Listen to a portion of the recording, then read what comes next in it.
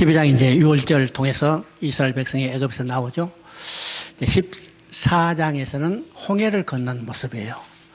우리가 14장 21절 한번 읽어봅니다. 모세가 바다 위로 손을 내밀매 여호와께서 큰 동풍이 밤새도록 바닷물을 물러가게 하시니 물이 갈라져 바다가 마른 땅이 된지라. 이스라엘 자손이 바다 가운데 육지로 걸어가고 물은 그들의 좌우에 벽이 되니. 자, 이스라엘 백성이 이제 홍해를 건넜어요. 홍해를 건너게, 왜 홍해를 건너게 하셨을까? 우리 이제 앞에서 보면 블레셋 길로 가면 평탄한 길로 육지로 잘 걸어갈 수 있어요. 그런데 지금 이 홍해길로 가게 했어요. 왜 홍해길로 가게 했을까요? 두 가지가 의미 있습니다. 첫째는 하나님의 권능을 보여서 하나님의 영광을 드러내게 한 목적입니다. 두 번째는 바로의 통치권으로부터 완전하게 벗어나게 하게 한 하나님의 계획이 있어요. 만약 홍해가 아니었다면, 만약 육지길로 갈았다면 어떻게 했어요? 아마 돌아갈 사람도 있었을지도 몰라요. 야, 안 되겠다. 돌아가자. 근데 홍해를 건너면서 그들은 도저히 다시 돌아갈 수 없는 완전한 바로의 통치권으로부터 벗어나게 됩니다. 벗어나게 돼요. 또 이 물을 홍해를 건너면서 곧 구원의 표를 예표하는 겁니다.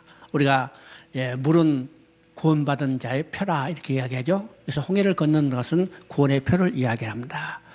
그 다음에 이제 16절을 한번 보면 16절 3절 한번 읽어봅니다. 애굽 땅에서 고기 가마 곁에 앉아 떡을 배불리 먹던 때 너희가 이 광야로 인도해 내어 온 회중이 줄여 죽게 하는도다. 자, 이 말을 한번 보세요. 이스라엘 백성이 그들이 먹을 것이 없자 어떻게 생각해요? 야, 애굽에 있던 추억을 하는 겁니다. 그들이 보세요. 애굽 땅에서 고기 가마 곁에 앉아 떡을 배불리 먹던 때 이스라엘 백성이 애굽에서 어떤 삶을 살았어요? 노예로 살았어요. 노예로 살고 하나님의 권능으로 그들을 건져내서 약속의 땅으로 인도하는 과정인데 하나님을 믿지 못하고 하나님을 바라보지 못하고 그들은 어떤 것이요? 옛날을 추억하는 거죠. 옛날 추억도 완전히 왜곡된 추억입니다. 야, 노예가 뭘 먹고 살았을까? 잘 얻어먹었으면 하루에 주먹밥 하나 얻어먹고 살았을 텐데 고기 가마 곁에서 떡을 배불리 먹고 살 때, 야, 잘 먹고 잘 살았죠? 자, 4절을 보니까 그때 여호와께서 모세에게 이르시되 보라 내가 너희를 위하여 하늘에서 양식을 비같이 내리니 백성이 나가서 일용할 것을 날마다 거둘 것이라. 이같이 하여 그들이 내 율법을 준행하나 아니하나 내가 시험하리라. 지금 이제 먹을 것이 없어서 불평하는 이 백성들의 하나님이 만나를 내려주셔요. 만나를 내려주시면서 어떻게 해요? 그들을 시험할 것인가, 믿는가 믿지 않는 걸 시험하는 겁니다. 그 믿는가 믿지 않는 것을 시험하는 것은 어떻게 했어요? 두 가지 이야기했어요. 첫째는 아침까지 남겨두지 마라. 두 번째는 일곱째 날에는 거두러 가지 마라. 이렇게 이제 했죠. 자, 이 시험에 넘어진 사람들이 많이 있었어요. 남겨뒀던 사람이 있어요. 남겨뒀던 사람은 어떻게 아침에 보니까 다 썩어버렸어. 자, 남겨뒀던 사람의 생각은 어떤가? 야, 이거 다 먹지 말고 내일 아침까지 아니면 내일 안 나오면 내일 만나 안 내리면 어떻게 하냐? 내일까지 먹어야 하잖아요. 그래서 남겨뒀을 거예요. 참 아주 지혜로운 사람처럼 하지만은 하나님을 믿지 못한 사람입니다. 또 일곱째 날에 안식일이니까 거두러 가지 말라고 했어요. 여섯째 날에 2배를 준다고 그랬어요. 근데 일곱째 날에 또 갔어요. 하나님 약속을 믿지 못하는 거죠. 믿지 못하는 겁니다. 바로 오늘 하나님의 약속을 믿지 못하는 우리의 삶이 어떤 모습인가를 우리가 깨닫게 되는 겁니다. 깨닫게 되죠. 자, 16장 15절을 보면 만나의 의미가 무엇일까? 이것이 무엇이냐 이 말이에요. 이것이 무엇이냐? 이것이 만나라의 의미입니다. 근데 이것이 무엇이냐는 것에 이게 억양에 따라서 그 내용이 완전히 달라지죠? 자, 16장 15절에서는 이것이 무엇이냐? 그러니까 지금 배고파 죽겠는데 만나가 떨어지니까 야, 이거 뭐야? 그렇죠? 기쁨에 부르짖는 이것이 무엇이냐예요. 근데 민수기 21장을 보면 어때요? 거기도 똑같이 이것이 무엇이냐예요. 자, 40년 동안 만남을 내려주니까 이제는 지겹다는 거예요. 야, 이게 또 뭐야? 이 말이에요. 그러니까 똑같은 우리가 말을 해도 감정이 억양에 따라서 완전히 달라지죠. 지금 16장 15절 이것이 무엇이냐? 그들이 굶주림에 허덕이는 그들에게 만나를 내리니까 기쁨에 넘쳐서 이것이 무엇이냐? 참 이 말이 이 만나의 의미입니다.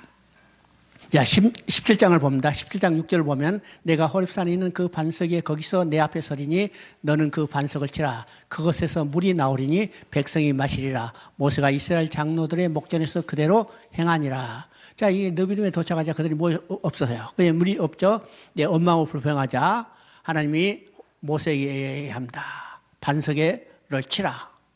반석을 치면 물이 쏟아지게 돼 있죠. 그래서 이제 반석을 친다는 것이 뭘까? 반석을 친다는 것이 반석 곧 예수 그리스도예요. 예수 그리스도가 침을 당함으로 창의 허리가 찔려서 흘린 물과 피는 우리의 죄와 허물을 씻어주는 구원의 셈이 되는 겁니다. 구원의 셈을 되는 거죠. 그래서 이제 이 16장, 17장의 사건을 통해서 예수님은 생명이 떡이신 것을 증거하고 예수님은 생명수인 것을 증거하는 겁니다. 증거하는 거죠. 그래서 이 요한복음을 보면 6장과 7장이 어떻게 됐어요? 6장은 생명의 떡에서 대해서 이야기합니다. 7장은 생명수에 대해서 이야기해요. 이건 출애굽기 16장, 17장을 그대로 반영하고 있을 뿐만 아니라 자, 출애굽기 17장 8절을 보면 아말렉과 전쟁을 하는 겁니다. 자, 아말렉이 지금 이스라엘을 여기 공격해 왔죠. 이때 모세가 손에서 손을 들면 여호수아가 이기고 손을 내리면 아말렉이 이겼어요. 그러면 이 전쟁은 어떤 의미요? 아말렉이 하나님을 대적하는 전쟁입니다. 이 전쟁은 하나님이 신이 싸워주시는 전쟁이죠. 그래서 역사를 보면 하나님께서 계속해서 말씀합니다. 아말렉은 자자손손이 진멸할 족속이다. 이렇게 이야기해요. 그렇죠? 19장 5절 6절을 한번 읽어보십니다. 19장 5절 6절 세계가 다 내게 속하였나니 너희가 내 말을 잘 듣고 내 언약을 지키면 너희는 모든 민족 중에서 내 소유가 되겠고 내가 내게 대하여 제사장 나라가 되며 거룩한 백성이 되리라. 너는 이 말을 이스라엘 자손에게 전할지니라. 이제 출애굽기는 크게 세 부분으로 나눈다고 했습니다. 1장부터 18장까지 이것은 이스라엘 백성이 애굽에서 나와서 시내산까지 도착하는 과정입니다. 그래서 시내산에 도착하자 이제 모세가 이들의 조언을 받아가지고 이제 행정 조직과 군대 조직을 이루죠. 거기서 이제 10부장, 50부장, 100부장, 1000부장 제도를 만들어요. 이 10부장, 100부장, 1000부장, 50부장, 100부장, 1000부장 제도는 오늘 군대 조직과 똑같은 조직입니다. 여러분 이제 군대 가보신 분은 알지만 분대가 몇 명이에요? 분대 10명, 그렇죠? 9명, 10명. 소대 40명, 중대 100명 내에요. 대대 700명, 800명. 그러니까 이 제도가 지금까지 군대에 존재하는 제도하고 똑같은 예요. 그러니까 이 조직을 로마 군대에서도 그대로 사용하고 있는 것을 우리가 성경을 통해서 보고 있죠. 고넬료도 100부장이요. 저 뒤에 사도행전에 가보면 1000부장이 나와요. 그러니까 이 조직이 그대로 나타난 것을 보게 되죠. 이 조직을 이룬 후에 하나님은 이제 시내산에 온 그 백성들을 내가 언약을 체결한 것을 우리가 이것을 시내산 언약이라고 합니다. 시내산 언약. 그래서 이 시내산 언약은 하나님이 모세를 통해서 말씀하셨습니다. 너희가 내 명령을 준행하면 너희는 내 소유가 되고 제사장 나라가 되고 거룩한 나라가 되리라. 그래서 백성들이 그 말을 전하자 백성들이 그 말을 듣고 어떻게 해요? 우리가 다 하나님의 명령을 준행하겠나이다 그랬어요. 자, 내 명령을 준행하면 이렇게 되리라 했기 때문에 그 백성이 우리가 명령을 준행하리라 했습니다. 그러면 그는 어떻게 됐어요? 이제는 하나님의 소유가 됐어요. 또 제사장 나라가 됐어요. 또 거룩한 백성이 됐어요. 그러면 이 소유, 제사장 나라, 거룩한 백성이 어떤 의미인가를 우리가 생각해 봐야 합니다. 소유는 자기 거죠. 하나님의 소유라고 했으니까 이것은 창조적 의미에서 소유보다도 특별한 의미에서 소유입니다. 특별한 의미예요. 창조적 의미에서 소유는 하나님이 우주 만물을 지었기 때문에 본래 모든 것이 다 하나님 것이에요. 그죠? 여러분도 다 하나님 거, 나도 하나님 거, 다 하나님 거예요. 하나님의 소유입니다. 그런데 여기서 소유란 말은 창조적 의미에서 소유가 아니라 구속적 의미의 소유입니다. 왜 구속적 의미의 소유예요? 하나님이 값 주고 샀잖아요. 돈 주고 샀잖아요.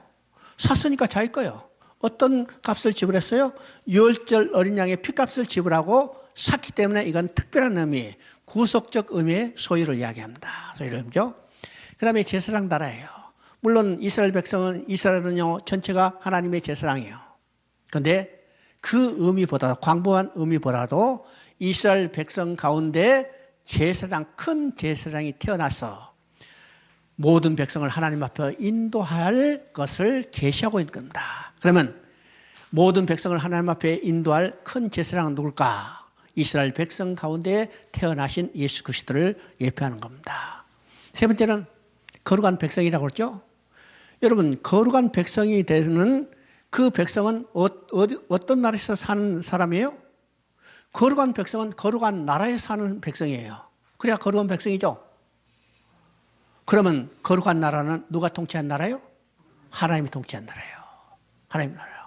그래서 거룩한 백성이 된다는 이 말 속에 하나님은 거룩한 나라, 하나님이 공의와 정의로 통치하는 하나님 나라를 이루시는 그 백성이 되게 하시겠다는 겁니다. 자, 19장 11절 12절 한번 읽어봅니다. 준비하게 하여 셋째 날을 기다리게 하라. 이는 셋째 날에 나 여호와가 온 백성의 목전에 시내산에 강림할 것임이라. 너는 백성을 위하여 주의 경계를 정하고 이르기를 너희가 삼가 산에 오르거나 그 경계를 침범하지 말지니 산을 범하는 자는 반드시 죽일 것임이라. 이것은 어떤 내용일까? 지금 이제 하나님이 시내산 언약을 통해서 이스라엘 백성은 하나님의 백성이 됐죠?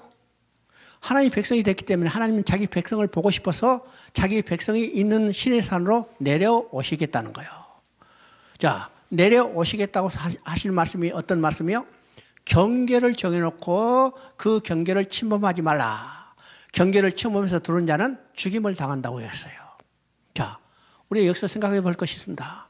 자기 백성이 됐으면 당연히 자기 백성을 만나서 얼싸안고 춤을 춰야 할 텐데 경계를 정해놓고 들어오지 못하겠어요. 그러면 하나님은 시내산 가운데 계시고 이스라엘 백성은 경계 밖에 있다면 하나님과 백성이 만났어요? 못 만났어요? 실제로 못 만났어요. 왜일까요? 이건 구약시대는 백성의 죄가 완전히 해결되지 않았기 때문입니다.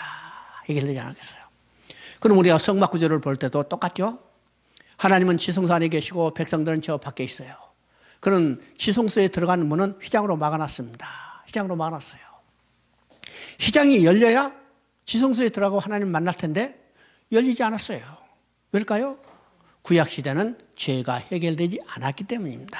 않았기 때문이요. 자, 그러면 이 죄는 누구를 통해서 해결돼요? 오직 예수 그리스도의 십자가의 피를 통해서만 해결될 수 있는 겁니다. 이렇죠? 20장부터 이제 24장까지는 율법 수혜의 내용입니다. 그러니까 우리가 19장부터 24장까지가 한 덩어리라고 했죠. 자기 백성으로 언약을 맺고 이제는 언약이 백성이 된 그 백성들에게 하나님의 법을 지키도록 주신 법이 십계명입니다. 십계명법. 여러분 십계명을 볼 때 그 강령에서 가장 중요한 내용이 뭘까? 여러분 출애굽기를 강령으로 내걸고 있어요. 이걸 애굽에서 건져낸 너희에게 내 백성이 됐기 때문에 내 백성으로 지켜야 할 법을 주신다는 겁니다. 그러면 율법을 주신 목적이 뭘까요? 율법을 지킴으로 구원받게 하게 한 목적이 아니라는 사실이에요. 하나님은 은혜로 전적으로 그 백성을 구원해 주시고 그 백성이 하나님의 백성이 됐기 때문에 백성으로 지켜야 할 법을 주시는 것을 지켜야 할 법을 주신 것이 율법 소예입니다. 그러면 우리가 율법서를 통해서 우리가 깨달아야 해요. 인간이 율법을 다 지킬 수 없다는 사실을 알아야 합니다. 그러면 인간이 죄가 무엇인지를 깨닫게 하는 하나의 장치였고 또 죄를 깨닫게 된 인간이 그 죄를 어떻게 처리할 건가 그 죄를 처리할 수 있는 길을 보여주는 것이 율법의 의미라는 사실을 알아야 합니다. 자, 보세요. 이 출애굽기 20장을 보면 두 부분으로 되어 있습니다. 두 부분으로 되어 있어요. 두 부분은 어떻게 나눠져 있어요? 첫째는 율법을 주시는 십계명을 주신 내용이고 십계명만 주신 게 아니라 그 다음에 뭐랬어요? 제단을 쌓고 번제와 속죄제를 드려놨습니다. 이 말이 어떤 말일까요? 율법을 주었지만 율법을 다 지키지 못할 것을 아시기 때문에 율법을 지키지 못하면 다 죄인이요. 죄인이 하나님 앞에 나아갈 길을 제시하는 겁니다. 그것이 바로 복음이죠. 그 복음이 뭐예요? 번제단과 제사 드리는 겁니다. 그 번제단과 제사 드리는 것은 곧 예수 그리스도의 십자가를 예표하는 겁니다. 그러니까 하나님 앞에 나아갈 수 있는 길이 무엇인가를 지금 십계명을 주시면서도 보여주는 거죠. 이게 하나님의 은혜입니다. 은혜죠.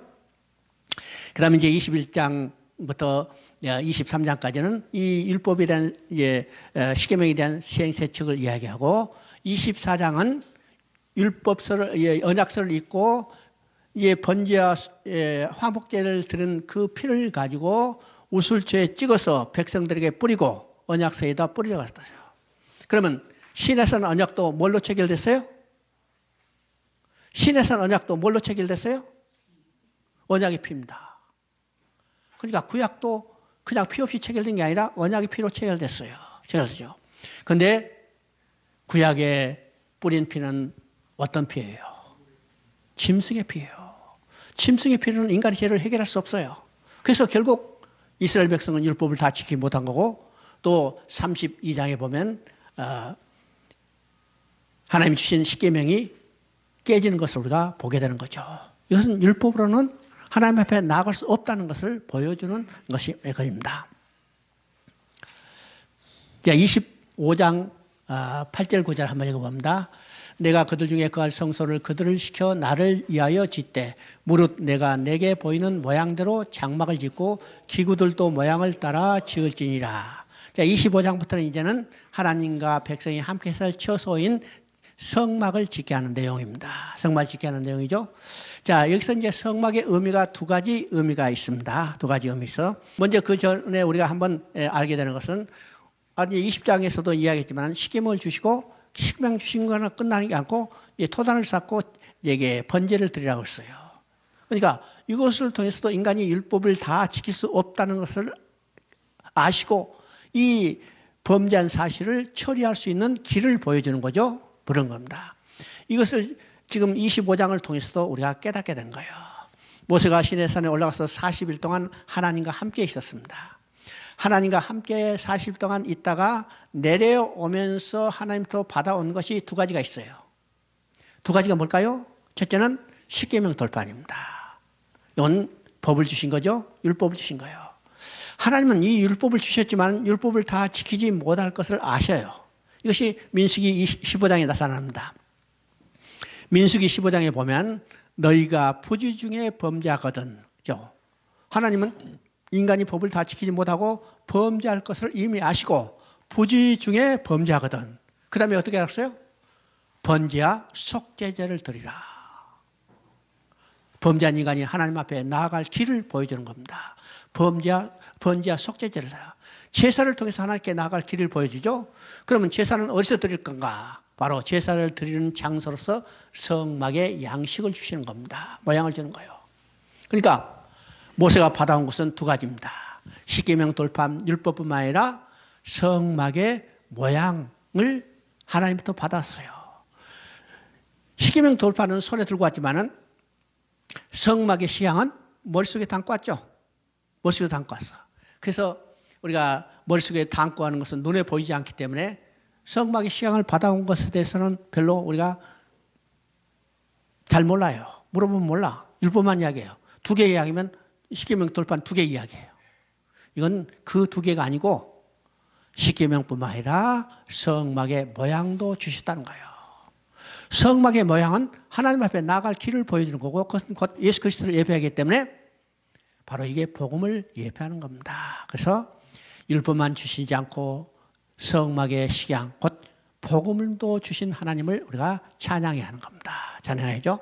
그래서 이제 25장에서 성막을 짓게 하는 명령인데 여기서 이제 두 가지가 성막에 두 가지 의미가 있습니다. 첫째 이제 8절에 이야기죠. 내가 그들 중에 거할 성소를 그들을 시켜 나를 위하여 짓되 그랬어요. 여기서 성막의 첫 번째 의미입니다. 그들 중에 거할 성소를, 그죠? 하나님은 그 백성과 함께 계시다는 거예요. 자, 우리가 이제 창세기 28장에서 성전의 의미가 무엇인가를 이미 살펴봤습니다. 성전의 의미는 가시적인 건축물이 아니고 하나님과 백성이 함께 사는 처소가 성전이라고 했어요. 그러면 성경은 어떤 이야기일까? 하나님이 성전을 지어가는 하나님의 일을 기록했다, 이렇게 이야기해요. 창세 때 하나님과 백성이 함께 사는 처소를 마련했어요. 그것이 어떤 것이요? 에덴 동산이요. 그게 파괴됐죠. 그 파괴된 것은 어떤 것이요? 함께 살던 백성이 떠나버렸어요. 그러면 성전을 회복하는 일은 어떤 것일까? 성전을 회복하는 일은 떠났던 백성을 다시 돌아오게 하는 거예요. 이것이 하나님의 권계획이고, 이 계획이 어디서 완성되는 것을 보게 되냐? 계시록 21장에 완성되는 것을 보게 되죠. 계시록 21장 3절부터 6절까지는 우리가 중요한 내용을 계시하고 있습니다. 3절에 보면 하나님이 장막이 사람과 함께 계심에 함께 계시고 함께 계시고 함께 계시고, 그리고 21장 6절에는 다 이뤘다고 그랬어요. 다 이뤘어. 그리고 하나님은 나는 알파 오메가라고 그럽니다. 그러면 이 말은 어떤 것이요? 하나님은 창세 때 알파로 시작하시고 다 이뤘다기 때문에 오메가가 된 거죠. 오메가 된 거. 그러면 하나님 무엇을 다 이루셨어요? 창세 때 하나님과 인간이 함께 사는 것을 시작하셨다가 그것이 깨졌다가 다시 회복하는 역사를 다 이루신 거예요. 이게 성경 이야기입니다. 성경 이야기죠. 이것이 첫 번째 성막의 의미입니다.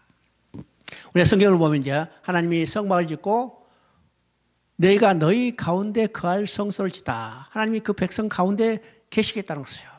그래서 이스라엘 백성은 성막을 짓고 성막을 중심으로 동서남북 4군단, 4개 군단으로 배치되어 있었어요.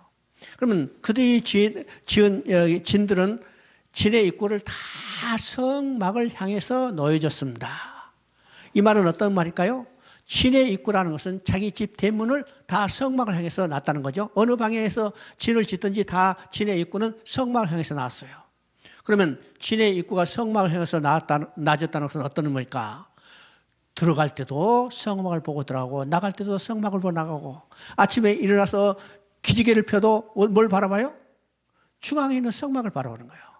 그들의 삶의 중심에는 그들 가운데 있는 성막이요. 성막에는 누가 계세요? 하나님이에요. 그러면 이스라엘 백성의 삶의 중심에는 보이는 성막이고 그 성막에는 하나님이 계시기 때문에 이스라엘 백성의 삶의 중심은 곧 하나님이라는 사실입니다. 그 성전이 오늘 어디에 지으셨을까? 그 성전이 오늘 어디에 지으셨어요? 내가 성전이요.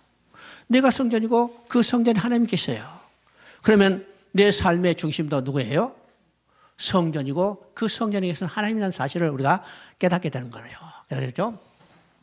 두 번째 성막의 의미는 내가 보여준 모양대로 지으라고 했습니다. 여기서 이 보여준 모양은 말이 간단한 의미가 아니라는 사실을 우리가 알아야 해요. 이건 히브리서를 이해할 때 아주 중요한 내용입니다. 보여준 모양대로, 내가 그려준 설교대로 지으라 이렇게 하지 않았어요. 내가 그려준 설교대로 지으라 하면 실체가 있다는 거예요, 없다는 거예요? 내가 그려준 설교대로 지으라 하면 실체가 없다는 거예요. 근데 보여준 모양대로 지으라 했다면 실체가 있단 말이에요, 없단 말이에요? 실체가 있단 말이에요. 실체가 있잖아요. 그러면 보여준 모양, 이 실체는 어디에 있어요? 이 실체는 하늘에 있는 거예요. 하늘에 있어요. 하늘에 있는 실체를 보고 와서 땅에는 사람이 그 모양대로 그림자적 성막을 짓는 겁니다. 성경이죠? 이게 중요한 의미죠. 히브리서를 이해하는데 아주 중요한 의미입니다. 이 보여준 모양대로. 그럼 모세가 이제 성막의 실체를 보고 날마다 그것을 머릿속에 상기했을 거예요. 야, 모세도 머리가 그렇게 좋은 것 같지는 않아요. 40일 동안 매일 보고 연구했을까요? 요새 내가 지금 해보니까, 야, 나도 머리가 상당히 좋았었는데 지금은 완전히 나가가지고 한 문장을 외우는데 일주일 동안 외워도 안 돼. 그렇죠? 안 돼.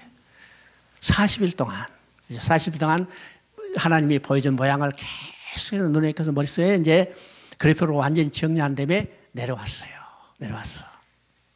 그럼 지금 모양대로 지으라고 했습니다. 이 모양대로 지으는 것은 하나님께 나갈 길을 그대로 보여주는 겁니다. 우리 성막의 구절을 보면 밖에 있는 백성이 성막에 들어갈 때 성막문에 들어와서 제일 먼저 만나는 곳이 뭐냐면 번제단이에요. 번제단은 어떤 것이요? 우리의 죄를 처리하는 자리입니다. 그러면 지성소에 있는 하나님을 만나러 갈 때 성막문에서 제일 먼저 거치는 단계가 뭐냐면 번제단을 지나야 해요. 다른 말은요, 제일 먼저 해결될 것이 죄가 처리돼야 합니다. 물도물 지나서 정결해야 되죠. 성소로 지나서 생명의 떡, 생명의 빛을 맛보게 되고, 또 모든 것이 다 정결되는 하나님 앞에 기도를 해요. 그리고 지성소로 들어갈 수 있는 길이 열리게 되는 겁니다. 그렇죠? 이것이 보여준 모양대로 지으라는 거예요. 모양대로. 그래서 반드시 성막은 하나님이 보여준 모양대로 지어야 해요. 또 뿐만 아니라 성막을 짓는 모든 재료도 누구를 예표하냐면 예수 그리스도를 예표해요. 금도 예수 그리스도, 은도 예수 그리스도요, 노쇠도 예수 그리스도요, 세마포도 예수 그리스도요. 모든 재료가 다 예수 그리스도죠. 또 성막에서 하는 일도 예수 그리스도요. 성막에서 하는 일이 어떤 것이요? 제사 드린 일이요. 여기서 보지만 이 제사도 다 예수 그리스도를 예표합니다. 또 이 제사를 드려주는 사람 있죠? 이 제사를 드리는 사람이 누군가? 제사장이요. 제사장도 누구를 예표해요? 예수 그리스도를 예표해요.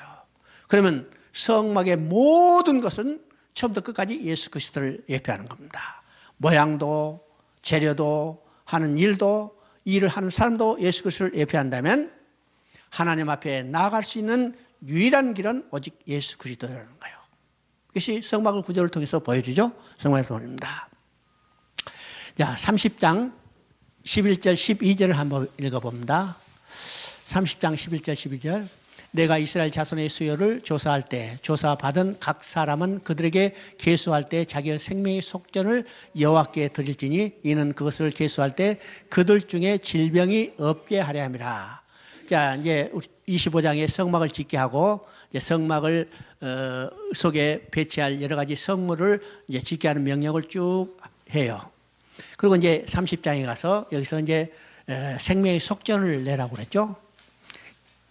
내가 이스라엘 자손의 수요를 조사할 때, 그러니까 인구 조사할 때 각 사람의 계수받는 대로 생명의 속전을 내라고 했어요. 생명의 속전을. 이 생명의 속전을 내라고 하는 건 왜 생명의 속전을 내라고 했을까? 사람 머릿수 해야 될 때마다 이 사람의 생명이 누구에게서 속함을 받은 것을 알게 하기 위해서 생명의 속전을 내라고 하는 겁니다. 생명의 속전. 그러면 우리의 생명이 누구에게서 속함을 받았어요? 예수 그리스도예요. 그러니까 생명의 속전인 것은 바로 십자가에서 우리의 대신해서 죽으실 예수 그리스도의 피값입니다. 생명의 속전을 내라고 했어요. 그러면 생명의 속전을 낼 때 어떻게 내놨을까? 부자라고 많이 내지 말고 가난한 자라도 적게 내지 말고 모든 사람이 다 반세겔씩 내라고 했습니다. 우리가 세금 낼 때는 부자들은 많이 내죠. 가난한 자는 적게 내죠. 없는 사람은 아예 안 내잖아요. 근데 생명의 속전을 낼 때는 모든 사람이 다 똑같이 반세겔을 내라고 했어요. 왜일까요? 부자의 생명의 가치나 가난한 자의 생명의 가치나 동일한 겁니다. 부자의 생명의 가치나 한국에서 제일 부자라도 생명의 가치는 똑같아요. 제일 없는 사람의 생명의 가치 똑같아요. 한국에서 제일 높은 자리에 있는 권세 부리는 사람의 생명이나 저 시골에서 이름 없는 한 사람의 생명의 가치는 다 똑같은 겁니다. 이것이 기독교의 인권의 기초예요. 모든 사람의 생명의 가치는 동일하다. 동일하죠? 자, 31장 2절부터 5절 중에 내가 읽어봤습니다. 내가 유다 지파 홀의 자손 요리의 아들 부살레를 지명하여 부르고 하나님의 영이 그에게 충만하게 하여 지혜와 총명과 지식과 여러 가지 재주로. 지금 이제 성막을 지을 이제 모양에 대해서 쭉 설명하고 마지막에 단계에서 이렇게 했어요. 하나님이 성막을 지을 사람을 친히 지명하여 불렀다고 했어요. 그 사람이 누구예요? 부살렐이에요. 자, 하나님이 친히 성막을 지을 부살렐을 부르시고 그 다음에 뭐라 했습니까? 그의 하나님의 영이 그에게 충만하게 하여 지혜와 총명과 지식과 여러 가지 재주로. 하나님이 부르실 뿐만 아니라 하나님이 영이 그에게 충만하게 해서 지혜와 총명과 지식과 여러 가지 재주를 그에게 보여했습니다. 이게 간단한 의미가 아니라는 사실을 우리가 알아야 합니다. 자, 모세에게 지금 성막의 시향을 다 보여줬어요. 그러면 야, 내가 다 봤냐? 너 내려가서 좋은 기술자 불러서 성막 지어라. 이렇게 말할 수도 있죠? 하나님은 그렇게 말씀 안 하셨어요. 모세의 성막의 시향을 다 보내주시고 내려보내면서 어떻게 해요? 하나님이 성막을 지을 사람을 친히 부르셨다는 거예요. 친히 부르실 뿐만 아니라 그에게 하나님이 영이 충만하게 해서 지혜와 지식을 충만하게 하고 그래 많은 재주를 주었다고 했습니다. 이럴까요? 하나님의 성막은 하나님이 계실 처소는 하나님이 보여준 모양대로 조금도 차이가 없이 그대로 지어져야 해요. 만약 모세에게 불러서 너 좋은 사람 불러서 훌륭한 여기 기술자 불러다가 지으라 하면 혹시 잘못 전달돼서 어떻게 해요? 틀릴 수도 있어. 조금 더 틀릴 수 있죠? 그런데 그렇기 때문에 하나님은 친히 사람을 부르시고 그에게 또 불렀을 뿐만 아니라 하나님의 영을 주셨다고 했어요. 조금도 하나님의 모양대로 틀어져서는 안 되기 때문이에요. 그러면 성막은 어떤 것이요? 다른 말은 눈에 보이는 복음이라면 이 복음에는 조금도 다른 것이 가감되거나 틀려서는 안 되죠. 이렇기 때문에 하나님이 친히 부르셔서 성막을 짓게 했어요. 그러면 그 성막이 오늘 어디에 지어졌어요? 그 성막이 오늘 어디에 지어졌어요? 여러분이 하나님의 성전이요. 이 놀라운 사실이죠. 하나님이 계실 처소를 친히 여러분을 부르셔서 여러분 안에 하나님이 계실 성전을 짓게 하는 겁니다. 여러분이 어떤 분이에요? 하나님이 친히 부르셔서 성전을 짓게 했다는 놀라운 사실을 우리가 깨달아야 해요. 자, 31장 12절부터 17절까지입니다. 거기 14절만 한번 읽어보겠습니다. 너희는 안식일을 지킬지니 이는 너희에게 거룩한 날이 됨이라. 그 날을 더럽히는 자는 모두 죽일지며 그날에 일하는 자는 모두 그 백성 중에서 그 생명이 끊어지리라. 35장 2절을 한번 읽어봅니다. 엿새 동안은 일하고 일곱째 날은 너희를 위한 거룩한 날이니 여호와께서 엄숙한 안식이라. 누구든지 이날에 일하는 자는 죽일지니라. 자, 여기서 이제 우리가 중요한 것을 깨달아야 합니다. 자, 성막을 짓게 하는 것은 명령이 두 부분으로 나눠져 있습니다. 나눠져 있어요. 첫째 부분은 25장부터 시작해서 31장까지예요. 그 다음에 두 번째 부분은 35장부터 시작해서 40장까지입니다. 그러면 이 내용이 여러분이 성경을 읽을 때 중복된 내용들이 있어요. 그러면 이거 똑같은 거 왜 써놨냐 이렇게 생각할지 몰라도 이 주체가 다릅니다. 주체가 달라. 그럼 25장부터 31장까지는 주체가 하나님이세요. 그죠? 하나님이 하늘에 있는 성막의 실체를 모세에게 보여준 내용을 이렇게 기록했어요. 그렇죠? 그리고 35장은 모세가 하늘에 있는 성막의 실체를 보고 와서 그 백성들에게 성막을 짓도록 작업을 지시하는 내용이 35장부터 40장까지입니다. 그러니까 25장부터는 하나님이 주체고 35장부터는 모세가 주체예요. 백성들에게 작업을 지시하는 내용이죠. 그러니까 이제 이 내용이 중복된 부분이 있지만은 주체가 다르다는 사실을 우리가 알아야 합니다. 그러면 이제 25장부터 31장까지는 하늘에 있는 성막의 모형을 모세에게 보여주시고 지금 31장에서는 뭐라고 말씀하세요? 마지막에 안식일을 지키라고 명령합니다. 안식일을 지키라고 명령하죠. 또 반대로 이제 35장에서는 모세가 백성들에게 작업 지시할 때 작업 지시에 가장 먼저 강조하는 내용이 뭘까요? 안식일을 지키라는 거예요.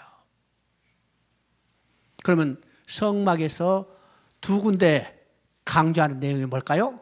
안식일을 지키라는 내용입니다. 안식일을 지키라는 거. 그러면 성막을 지금 지으라고 말씀하시면서 왜 안식일을 지키라는 것을 이렇게 강조하고 있을까?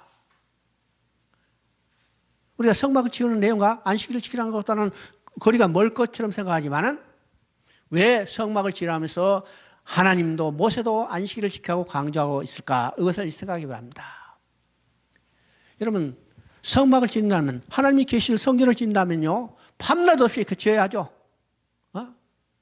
안식일 지킬 틈이 어디 있어? 안식일도 없어. 요새 이제 일반적으로 공사하면 햇불 들고 밤에도 하고 그냥 주야로 하잖아요. 이렇게 했어야 할 텐데 하나님은 그렇게 하지 말고 반드시 안식일을 지키라고 강조하고 있는 겁니다. 그럴까요? 성막을 짓는 목적이 뭘까요? 성막을 짓는 목적이 뭘까요? 하나님의 안식에 있어요. 안식은 뭐라고 써요? 하나님과 그 백성이 함께 살면서 기뻐하며 즐거워하며 그의 영광을 드러내는 것이 안식이에요. 성막을 짓는 것은 목적이 뭐예요? 하나님과 그 백성이 함께 사는 처소를 짓고, 처소를 짓는 목적이 뭘까? 함께 살면서 기뻐하며 즐거워하며 그의 영광을 드러내는 것이기 때문에 성막을 짓는 목적 자체가 하나님의 안식을 누리기 위해서입니다. 누리기 위해서죠. 그래서 성막을 짓는다, 건축물을 짓는다, 실수 없이 짓는다 이렇게 하지 말고 그 짓는 목적이 무엇인가를 분명히 알라는 겁니다. 우리가 무슨 일을 하든지 간에 그 일을 하는 목적이 우리가 분명해야 합니다. 분명해야죠? 분명합니다. 이제 39장을 한번 봅니다. 39장 1절을 한번 읽어봅니다.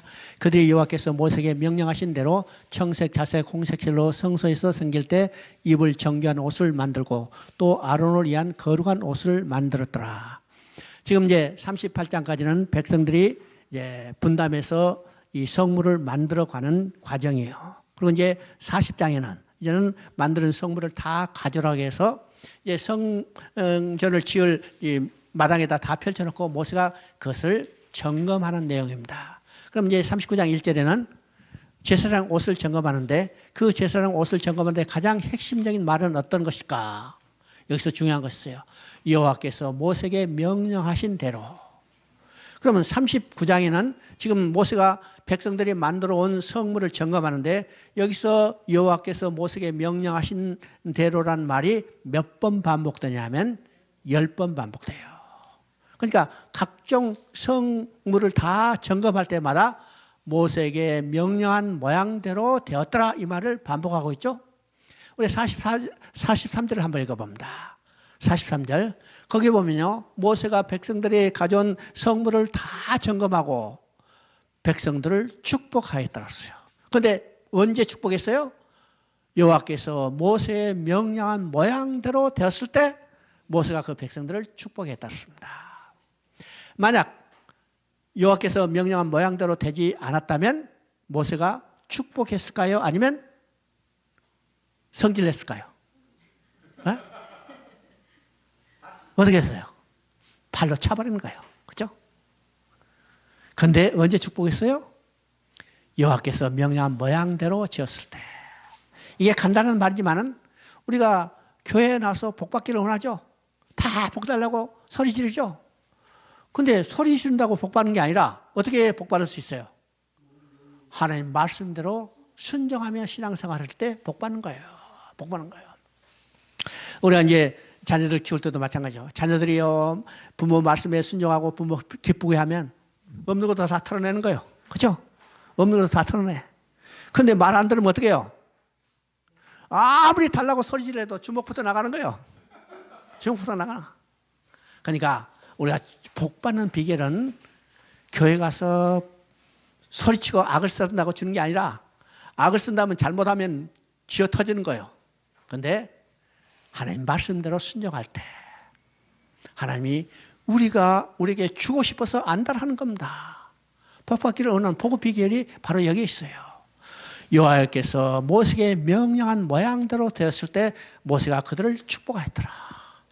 40장을 보면 그것도 마찬가지입니다. 40장은 이제 모세가 성막을 이제는 조립하는, 건축하는 내용입니다. 40장에도 똑같은 말이 반복돼요. 그 말은 여호와께서 모세에게 명령한 모양대로 되었다는 말이 반복되죠. 이것이 이제 8번 반복됩니다. 8번 반복돼요. 그리고 이제 33절에 보면 모세가 성막을 완공하였다고 했습니다. 성막을 완공하였더라. 그리고 40장 34절 35절 한번 읽어봅니다. 구름이 해막에 덮이고 여호와의 영광이 성막에 충만하며 모세가 해막에 들어갈 수 없었으니 이는 구름이 해막 위에 덮이고 여호와의 영광이 성막에 충만함이었더라. 여기서 이제 중요한 것을 우리가 보게 됩니다. 구름이 해막에 덮이고, 여기서 이제 해막이라는 말이 나오죠. 해막. 해막은 성막과 동일한 건데 여기에 지금 용도를 조금 이제 생각하는 거예요. 하나님이 계신 처소라고만 이야기할 때는 우리가 일반적으로 성막이라고, 성전이라고 그래요. 그런데 하나님과 그 백성이 만나는 자리로 이야기할 때는 회막이라고 이야기합니다. 회막이라고 해요. 그래서 이제 레위기나 민수기에 보면 회막이라는 말이 계속해서 반복해서 쓰죠. 이것은 하나님과 그 백성이 만나고 교제하는 자리이기 때문에 회막이라고 합니다. 회막. 여기서 이제 구름이 덮였다고 써요. 자, 이 구름이 덮였다는 것은 구약에서 하나님의 임재를 상징하는 것이 두 가지인데 그 두 가지는 첫째는 구름이요. 두 번째는 불입니다. 불이요. 그래서 구약에서 구름과 불은 하나님의 임재를 상징하는 두 가지다. 자, 창세기 15장에 보면 우리는 횃불 언약이 있어요. 쪼갠 고기 사이로 타는 횃불이 지나가고, 자, 타는 횃불, 곧 불을 통해서 하나님이 거기를 지나가셨다는 거예요. 지나가셨죠? 근데 여기서는 지금 구름이요. 구름을 이 회막에 덮이고, 이 말은 하나님이 회막에 임재했다는 겁니다. 임재했다는 거죠. 자, 구약에서 하나님의 임재를 상징하는 것이 구름과 불이라고 그러는데, 이스라엘 백성이 애굽에서 나와서 광야를 거쳐가는 행진하는 과정에 그들을 뭘 인도했어요? 구름 기둥과 불 기둥으로 인도했어요. 이 말은 하나님이 친히 그들을 인도했다는 사실을 우리가 깨닫게 되는 거죠. 자, 구름이 회막에 덮였다. 하나님이 그 회막에 임재했어요. 언제 임재했을까? 언제 임재했을까요? 하나님께서 말씀하신 대로 성막이 완공됐을 때. 만약 하나님 말씀하신 대로 성막이 완공되지 않았다면 어떻게 했을까요? 여러분 한번 상상해 보세요. 모세가 지금 성막을 다 짓고 하나님께 보고했어요. 하나님, 성막 다 지었습니다. 하나님이 뭐라고 말했어요? 그래, 알았어. 가서 보자. 그래서 이제 내려오셨어요. 내려오셨는데 만약 모세 여호와께 말씀한 대로 되지 않았다면 하나님이 한참 찾아다니며 돌아다니다가 못 찾고 돌아가 버렸어. 못 찾죠? 왜요? 자기가 말씀한 대로 지어지지 않았기 때문에 자기 집 못 찾는 거예요. 근데 언제? 하나님께서 말씀하신 대로 성막이 완공됐기 때문에 야, 됐다. 여기가 내 집이구나. 그리고 거기 오신 거예요. 그래서 구름이 회막에 덮였다고 그랬습니다.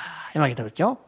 자, 하나님이 임재했기 때문에 하나님이 임재하는 곳에는 하나님의 영광이 충만하게 돼 있어요. 그래서 여호와의 영광이 성막에 충만했다고 그랬죠. 그런데 중요한 사실이 있습니다. 모세가 회막에 들어갈 수 없었으니. 그러면 우리 이제 봅니다. 여호와의 영광은 성막에 충만했어요. 그런데 모세에게는 충만한 게 아니죠. 모세는 들어갈 수 없었어요. 자, 이것이 어디서 또 반복되냐면 솔로몬이 성전을 짓고 성전을 봉헌할 때 똑같이 반복돼요. 여러분 역대기 7장 1절, 역대하 7장 1절을 보면 그게 똑같이 나옵니다. 솔로몬이 기도를 마침에 하늘에서 불이 내려와, 그렇죠? 재물을 사르고 성전에 여호와의 영광이 충만하시나 제사장들은 밖에 있었더라 이야기합니다. 그러면 불이 하늘에서 내려왔다는 것은 하나님이 임재했다는 거예요. 그래서 하나님이 임재했기 때문에 거기에 하나님의 영광이 충만했어요. 그런데 제사장들은 밖에 있었다. 들어가지 못했다. 그러면 솔로몬의 성전 때도 성전에 하나님의 영광이 충만했지만은 제사장이 충만한 건 아니죠. 그러면 우리가 사도행전 2장을 보면 어떤 사건인가? 성령이 강림한 사건이 있었어요. 성령이 불의 혀와 같이 각 사람 위에 임했다고 씁니다. 그러면 신약에서 성령이 임한 것은 각 사람 위에 임했을 거예요. 마가의 다락방에 임한 게 아니라 각 사람 위에 임했다고 씁니다. 그러면 구약과 신약이 어떻게 다를까요? 뭐가 또 같을까요? 같은 점이 뭐고 다른 점이 뭘까? 구약과 신약의 다른 점은 구약은 눈에 보이는 성전에 하나님이 임재하고 하나님의 영광이 충만했어요. 그런데 신약은 눈에 보이지 않는 각 사람이 지어진 성전에 하나님이 성령이 임하고 하나님의 영광이 충만했어요. 그러면 오늘 우리 안에 하나님이 성전이 지어졌다면 그 성전이 하나님의 영광이 충만한 거예요. 그럼 우리 삶은 어떤 삶이요? 우리 안에 계시는 하나님이 계시고 그곳에 하나님이 계시기 때문에 하나님의 영광이 충만하기 때문에 우리의 신앙의 삶은 하나님의 영광을 바라보고 즐거운 삶을 누리는 겁니다. 이것이 오늘 우리의 신앙의 삶이에요. 신앙이에요. 세상에 어떤 환경이 있다 하더라도 하나님이 내 안에 계시고 나 안에 계신다면 하나님은 영광이 충만한 거죠. 우리의 신앙은 이 하나님의 영광을 바라보고 즐거운 삶을 누리는 것입니다. 누리는 것이요. 자, 그래서 이제 우리가 창세기와 출애굽기의 큰 틀을 우리가 머릿속에 정리해야 한다고 했습니다. 이것이 성경 전체의 큰 틀이라고 그랬죠. 창세기는 창조를 시작해서 요셉의 죽음으로 끝난다. 이 죽음으로 끝나는 것은 저주와 멸망이요. 인간 자력과 은혜의 불가능성을 보여주는 겁니다. 이스라엘 백성은 애굽에 들어가서 바로의 노래에 전락됐어요. 인간 스스로 나올 수 없는 절망의 상태죠. 그래서 출애굽기에서는 모세가 출생함으로 보시기에 좋았다는 것을 통해서 하나님의 재창조의 역사가 시작되는데 그 재창조 역사는 노예된 인간들을 돌아오게 하는 거예요. 애굽에 애굽에 내려가서 노예로 살고 있는 이스라엘 백성을 돌아오게 하는 거예요. 무엇을 통해서?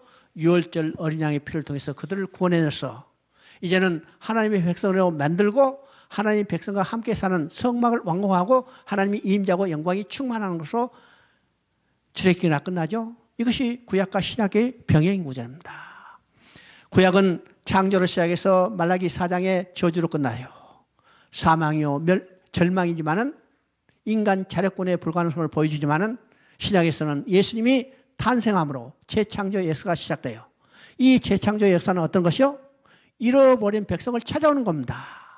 사단의 노예로 전락된 인간들을 돌아오게 하는 거예요. 무엇을 통해서? 유월절 어린 양, 곧 예수 그리스도의 십자가 흘린 피를 통해서 그들을 노예로부터 해방시켜서 다시 돌아오게 해서 하나님이 계시는 성막을 완공하고 하나님과 백성이 함께 사는 처소를 완공하면 하나님이 거기에 임재하고 하나님이 영광이 충만해요. 그래서 우리의 삶의 공적인 목표는 뭘까? 하나님의 영광을 바라보고 즐거운 삶을 누리는 겁니다. 이것이 창세기와 출애굽기, 구약과 신약의 큰 틀이라는 사실을 우리가 깨닫게 됩니다. 자, 오전은 여기까지 하십시다. 고마우신 하나님 아버지, 이 세상 어지러운 가운데도 우리를 특별히 택하시고 불러주셔서 하나님을 의지하게 하고 하나님을 믿게 하고 또 오늘 저희들이 말씀을 삼아야 이 자리에 나왔을 때 하나님이 우리에게 세밀한 음성으로 하나님과 동행하는 삶을 살 수 있도록 우리를 이렇게 세워주셨습니다. 하나님의 아버지, 이 말씀을 붙들고 우리가 온전히 주만 의지하며 믿음으로 살아가는 저희들이 삶이 되도록 이끌어 주시옵소서. 이 모든 말씀 우리 주 예수 그리스도의 이름으로 기도드립니다. 아멘. 여러분 수고했습니다.